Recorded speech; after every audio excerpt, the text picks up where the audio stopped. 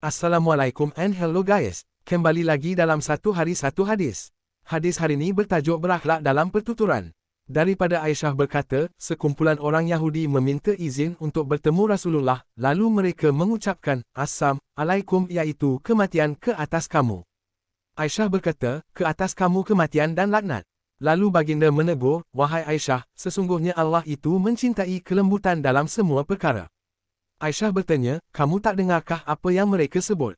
Baginda berkata, ya, aku sudah jawab wa'alaikum iaitu ke atas kamu juga. Pengajaran hadis 1. Islam agama rahmah yang mengajar umatnya berakhlak mulia dalam perbuatan, pertuturan maupun penulisan. 2. Islam mengajar umatnya sentiasa menunjukkan akhlak yang mulia dengan bersikap lunak dan santun kerana Allah itu menyukai kelembutan dalam semua perkara termasuk semasa kita dihina atau marah. 3. Walaupun orang lain bersikap kasar atau menghina kita, Islam mengajarkan kita untuk tidak membalas keburukan dengan keburukan.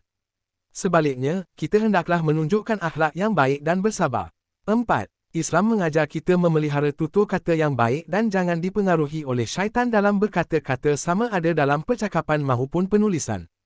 5. Seseorang disuruh menegur ataupun mengkritik sesuatu perkara yang salah. Namun, Islam mengajar agar kita berdisiplin dalam ucapan dan tulisan kita. Jangan sekali-kali menggunakan bahasa yang buruk dan kotor. 6. Orang yang suka memaki orang lain merupakan golongan yang fasik, golongan pendosa. Mereka bukanlah penegak agama, sebaliknya untuk memenuhi kehendak nafsu sendiri dan dipengaruhi syaitan. Di Al-Jannah Merchant kami menjual koin emas 917 dengan harga RM1,800 dan kami membimbing anda untuk menggunakannya. Sebarang pertanyaan boleh hubungi kami di 0112700953. Terima kasih dan jumpa lagi guys.